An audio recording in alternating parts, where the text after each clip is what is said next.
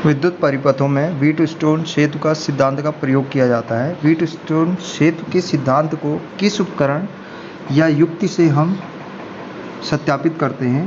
क्या आप इस उपकरण का नाम जानते हैं? यदि हाँ, तो कमेंट बॉक्स में लिखिए। यदि नहीं, तो बने रहिए इस वीडियो में अंत तक। मैं इसमें सिद्धांत और इस उपकरण के बारे में चर्चा करूँ। स्वागत है आपका आपके और मेरे अपने चैनल अधिगम में, जहां हम सीखने के सफ़र का आनंद लेते हैं। चलिए शुरू करते हैं आज का सफ़र। आज हम व्हीटस्टोन ब्रिज के एप्लीकेशन पार्ट को देखते हैं, जिससे हम कहते हैं मीटर ब्रिज। मीटर ब्रिज एक ऐसा ब्रिज है जो व्हीटस्टोन या कहीं किरचॉफ के सिद्धांतों पर कार्य करता है। तो इसकी चर्चा करेंगे इस वीडियो में। हम देखते हैं कि व्हीटस्टोन ब्रिज में आपने पहले देखा होगा कि इसमें 4 प्रतिरोध लगे हुए होते हैं और उनमें चारों प्रतिरोधों का मान जो है PQRS से शो किया जाता है, जो एक समचतुर्भुजाकार आकृति के बने हुए होते हैं और इनके एक 2 संधियों के मध्य एक गैल्वेनोमीटर लगाया जाता है। उस गैल्वेनोमीटर पर जब धारा नहीं बहती है तो एक परफेक्ट साम्यावस्था की स्थिति में होता है, जिसे हम किरचॉफ कंडीशन भी कहते हैं। और उस किरचॉफ कंडीशन में जो रेशो होता है वो होता है P/Q/R/S। अब देखते हैं कि ये व्हीटस्टोन ब्रिज इस मीटर ब्रिज से कैसे सिमिलर है।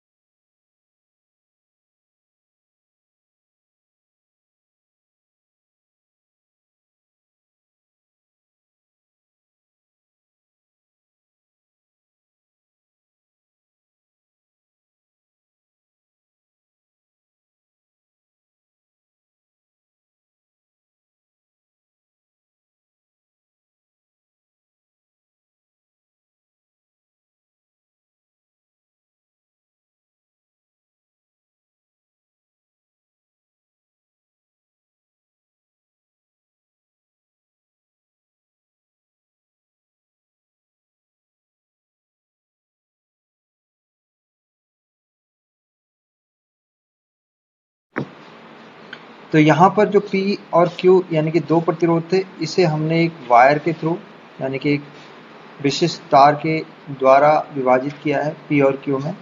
और R कोई रेजिस्टेंस है जो हमें ज्ञात है, यानी कि इसकी जगह पर हम रेजिस्टेंस बॉक्स यानी कि प्रतिरोध बॉक्स लगा देते हैं। और S एक ऐसा प्रतिरोध है जिसका मान हमें ज्ञात करना है। जैसा कि पहले भी मैं बता चुका हूँ, व्हीटस्टोन ब्रिज का जो काम है वो काम है कि किसी अज्ञात प्रतिरोध को ज्ञात करना। और मीटर ब्रिज में भी हम वही करते हैं, क्योंकि व्हीटस्टोन ब्रिज एक फिजिकल जो उसका वेरिफिकेशन करता है, या कहें यंत्र या युक्ति जो है जो उसे वेरीफाई करती है, उसे ही हम मीटर सेतु कहते हैं। कई बार इसे स्लाइड वायर ब्रिज भी कहते हैं, क्योंकि हम इस वायर में यानी कि तार में स्लाइड करते हुए वो स्थिति पता करते हैं। अब इसके सिद्धांत की चर्चा कर लेते हैं। सिद्धांत की चर्चा करते हैं तो हम देखते हैं कि हमने एक सेटअप बनाया था, तैयार किया था, जिसमें आप V वोल्टेज से इसमें धारा प्रवाहित करते हैं या वोल्टेज देते हैं। और यहाँ पर हमारे पास एक जॉकी होती है ये मध्य में, और इसमें गैल्वेनोमीटर जुड़ा हुआ होता है। जैसे जैसे हम इस वायर पे इस पॉइंट से दूसरे पॉइंट की ओर जाते हैं, या मैं इसे कुछ नाम दे दूँ, मान लीजिए मैं इसे नाम दे देता हूँ R और S। तो RS नाम देता हूँ, तो RS से इधर की ओर मूव करते हैं तो प्रतिरोध का मान, या कहें इस गैल्वेनोमीटर में धारा का मान भी परिवर्तित होते जाता है। जैसे जैसे प्रतिरोध बढ़ते जाएगा, ओम के नियम अनुसार उसमें विभव के अनुसार करंट भी फ्लो होते रहेगी। तो जैसे जैसे हम R से S की ओर बढ़ते हैं, R बिंदु से S की ओर, तो प्रतिरोध का मान इस तार के प्रतिरोध के कारण बढ़ते रहते हैं। और जैसे जैसे बढ़ते रहेगा, इसमें धारा का मान या तो दाईं ओर या बाईं ओर फ्लक्चुएट करता रहेगा। क्योंकि गैल्वेनोमीटर है तो गैल्वेनोमीटर दिशा के साथ साथ विद्युत धारा की भी गणना करता है। दिशा का साथ साथ मतलब ये नेगेटिव करंट को भी शो करता है। तो जो शून्यांक है, शून्यांक से इस ओर अगर हम देखें तो ये पॉजिटिव, और इस ओर देखें हम नेगेटिव, और इस ओर देखें तो पॉजिटिव। तो हम जैसे जैसे लेके जाते हैं तो ये जो सुई है, नीडल है, वो एक ओर रहती है, और धीरे धीरे जब इसमें हम ये जॉकी स्लाइड करते हुए जाते हैं तो यह एक स्थिति 0 की ओर आती है, या फिर S से R की ओर जाएंगे तब भी इस क्षण जो इंडिकेटर होगा या जो सुई होगी वो पॉजिटिव दिशा की दर्शाएगी। जैसे जैसे हम S से R की ओर जाएंगे तो ये नेगेटिव की ओर जाती है। तो इसमें जो मुख्य कंडीशन थी व्हीटस्टोन की, हम मान लेते हैं इसके लिए कि जो हमने तार लिया है ये किसी विशिष्ट वस्तु का बना है, और इसका विशिष्ट प्रतिरोध जो है उसे हमने मान लिया है कि ये रो है।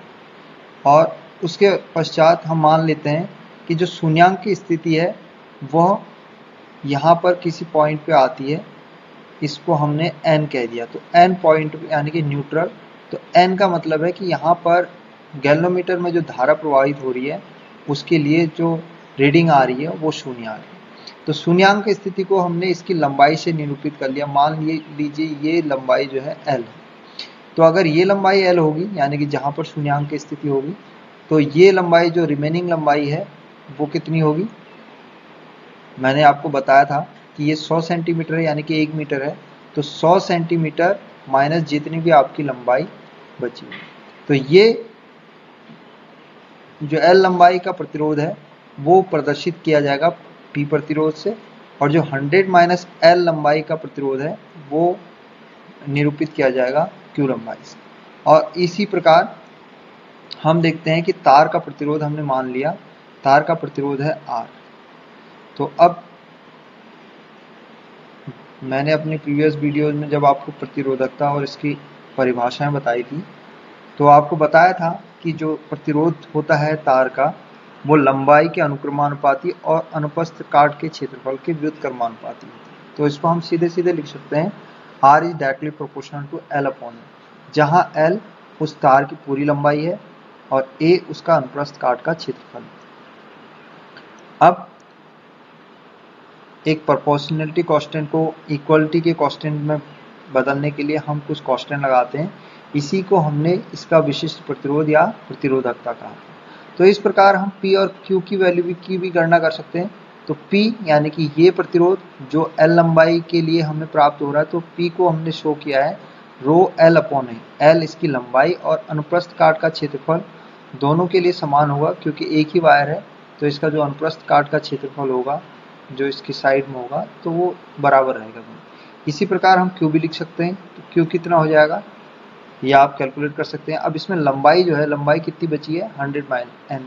100 माइनस L। तो जहाँ L था वहाँ पर हमने क्या किया, 100 माइनस L रख दिया, और ये मिला हमें Q की वैल्यू। यानी कि Q वह प्रतिरोध है जो इस जॉकी के द्वारा दो भागों में विभाजित किया गया था, उनमें से एक भाग था Q, और उसको हम इस प्रकार उसका प्रतिरोध निकाल सकते हैं। तो इस प्रकार हमें P और Q की वैल्यू प्राप्त हो गई। अब जो व्हीटस्टोन कंडीशन है, Wheatstone condition P upon Q R upon S, तो ये हम निरूपित करेंगे। इसके लिए हमें P की वैल्यू मिल गई है रो L अपॉन A, और Q की वैल्यू मिल गई है रो 100 माइनस L अपॉन A। अब इस कंडीशन में यानी कि P upon Q R upon S, इस वाली कंडीशन में हम रख देते हैं इसका मान। यानी कि जब हम P अपॉन Q का मान रखेंगे तो P का मान यहाँ से रख देंगे तो ये आ जाएगा रो L अपॉन A, और Q का मान यहाँ से रख लेंगे तो रो 100 माइनस L अपॉन A, ऐसा आ जाएगा। अब आप देख रहे हैं रो दोनों में उभयनिष्ठ है, यानी कि न्यूमरेटर में भी और डिनोमिनेटर यानी कि अंश में भी और हर में, ये दोनों आपस में भाग होकर एक हो जाएगा। इसी प्रकार आप देख रहे हैं ए भी ए से एक भाग हो जाएगा तो ये बचेगा 1, और तत्पश्चात हमारे पास जो रिमेनिंग क्वांटिटी बचेगी यहाँ से हम देखते हैं केवल हमारे पास L ये बचेगा और यहाँ नीचे 100 माइनस है। तो P अपॉन Q बराबर क्या हो जाएगा हमारे पास, that is L upon 100 minus L, P upon Q की वैल्यू। यहाँ तक समझ में आ गया होगा आपको। अब क्योंकि P upon Q R upon S के बराबर है, अब ये फॉर्मूला कहाँ से आया ये चेक करते हैं। अभी हमने प्राप्त किया था P अपॉन Q आ गया था हमारा L अपॉन 100 माइनस L, ये था, और ये है R अपॉन S के बराबर, तो यानी कि R अपॉन S हो जाएगा L अपॉन 100 माइनस L। यहाँ पर मैंने सिंपली P अपॉन Q को R अपॉन S के रूप में लिख लिया है।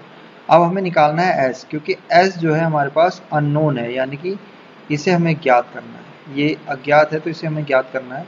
तो S को हम इसमें क्रॉस मल्टीप्लिकेशन करेंगे या वर्गीकरण करेंगे तो क्या होगा, R 100 ये इधर जाएगा 100 माइनस L यानी कि लेफ्ट हैंड साइड, और ये हो जाएगा L इंटू S।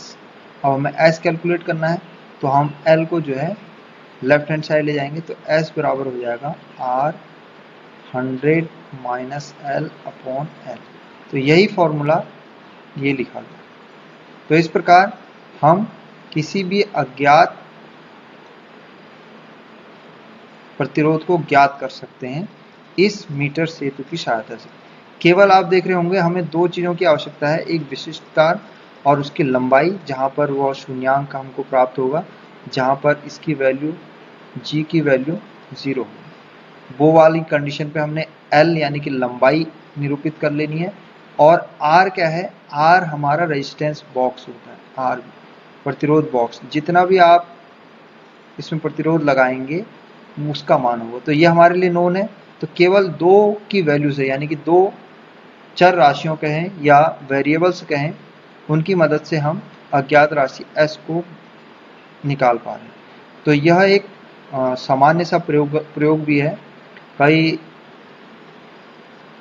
कई बार आपके पाठ्यक्रम में ये एक प्रयोग के तौर पे भी रखा गया है, और इसकी पिक्चर कुछ इस तरीके से दिखाई देती है जैसा कि आप इस फिगर में देख पा रहे हैं।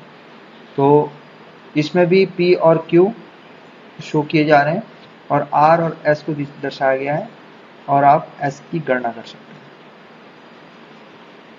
तो ये तो था इसके बारे में पूरी विस्तृत चर्चा।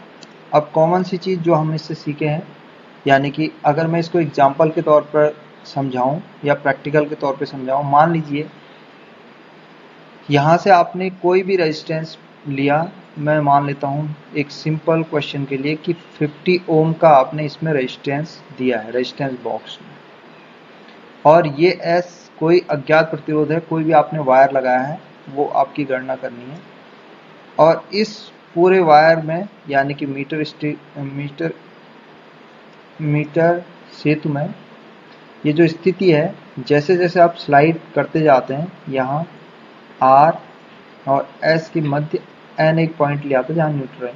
मैंने मान लिया कि आप जैसे जैसे R से S की ओर जा रहे हैं और N पे आपको गैल्वेनोमीटर में जो धारा प्रवाहित हो रही है वो 0 प्राप्त हो। तो अब आप क्या करेंगे, ये लंबाई चेक करेंगे, क्योंकि इस लंबाई के साथ साथ एक मीटर स्केल भी लगी होगी इसके साथ 100 सेंटीमीटर। तो आप चेक करेंगे इस छोर से इसकी लंबाई कितनी है। मान लीजिए मैं सिंपलिसिटी के लिए मान लेता हूँ 20 सेंटीमीटर पे आपकी ऐसी स्थिति आती है जब गैल्वेनोमीटर में जो उसका रीडिंग है वो 0 हो जाती है।